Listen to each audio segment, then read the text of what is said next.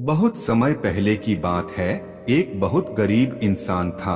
उसके साथ उसकी पत्नी और दो छोटे छोटे बच्चे भी थे। उसका अपने परिवार का पालन पोषण करना बहुत कठिन हो गया था।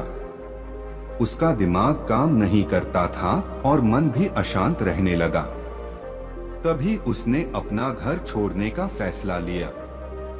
एक रात जब उसकी पत्नी और दोनों बच्चे सो रहे थे तो वो चुपचाप घर से चला गया।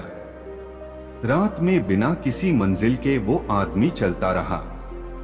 तभी अचानक उसने देखा कि एक नदी किनारे भगवान बुद्ध अपने शिष्यों के साथ बैठे हैं। उसी वक्त उसने निर्णय लिया कि वह अब सन्यासी हो जाएगा और भगवान बुद्ध का शिष्य बनकर यहीं रहेगा। उसके बाद वह भगवान बुद्ध के चरणों में जाकर गिर गया और उनसे विनती करने लगा कि वो उसे अपना शिष्य बनाकर अपने साथ ही रख लें। भगवान बुद्ध ने उस गरीब इंसान की बात सुनकर उसे अपना शिष्य बनाकर अपने साथ रख लिया।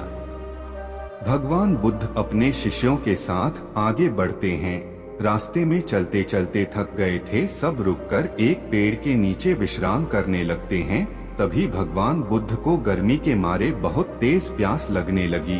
उन्होंने अपने नए शिष्य से कहा, यहाँ पास में ही एक सरोवर है, तुम जाकर वहाँ से पानी ले आओ। भगवान बुद्ध का आदेश मानकर वह सरोवर से पानी लेने चला गया।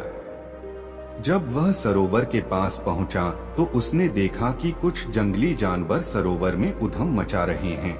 जैसे ही वह सरोवर के और पास गया, सारे जानवर वहां से भाग जाते हैं, लेकिन सरोवर में कीचड़ सड़े गले पत्ते ऊपर तैर रहे थे, जिसके कारण उसका मन नहीं मान रहा था। उसने सोचा, इतना गंदा पानी भगवान बुद्ध पिएंगे कैसे? फिर वह बिना पानी लिए वापस लौटता है और आकर बुद्ध से बोलता है, भगवान उस सरोवर में तो बहुत ज्यादा गंदा पानी है, वो पीने लायक नहीं है।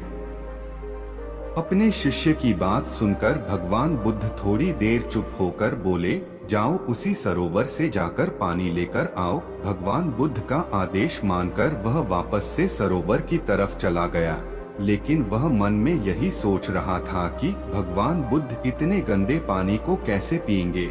जैसे ही वह सरोवर के पास गया, वह ये देखकर चौंक गया कि सरोवर का पानी एकदम निर्मल और स्वच्छ हो गया है और अपने स्वभाव में बह रहा है। उसने पानी लिया और भगवान बुद्ध के पास आते ही उनसे प्रश्न करता है, भगवान, थोड़ी ही देर में सरोवर का मैला पानी इतना साफ कैसे हो गया? फिर बुद्ध ने उसे समझाते हुए कहा, जब जानवर पानी में उधम मचाए हुए थे तब सरोवर का कीचड़ उभर आया था, लेकिन कुछ देर शांत रहने पर कीचड़ फिर से नीचे बैठ गया और पानी पहले जैसे फिर से निर्मल और स्वच्छ हो गया। ठीक इसी तरह से हमारे मन की स्थिति भी ऐसी ही होती है। जीवन की कठिनाइयों और भाग दौड़ हमारी मन में उथल पुथल पैदा कर देती हैं, जिसके कारण हम बिना सोचे समझे गलत निर्णय ले लेते हैं।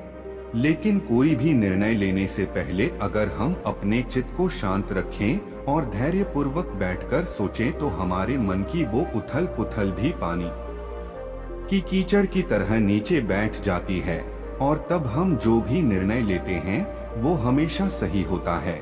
इसलिए बुरे समय में इंसान को अपना धीरज नहीं खोना चाहिए।